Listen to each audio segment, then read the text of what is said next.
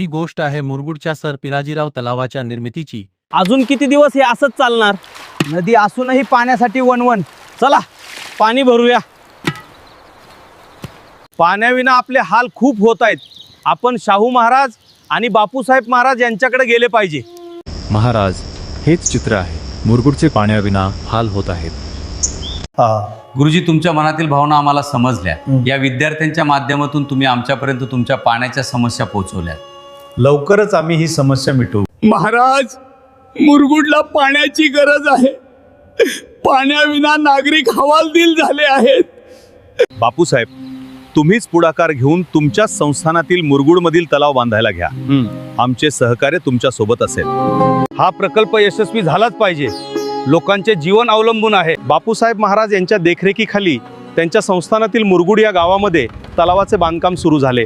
यासाठी हजारो हात झटू लागले। हा तलाव असा बांधून घेऊ की चारी बाजूंनी डोंगरावरून येणारे पाणी यात जमा होईल आणि हे पाणी वर्षभर पुरेल। बापूसाहेब, पुढे 100 वर्ष हा तलाव या भागातील लोकांच्या पाण्याची समस्या दूर करेल। तुम्ही खूप सुंदर काम केलंय। तुमचे आभार मानतो महाराज।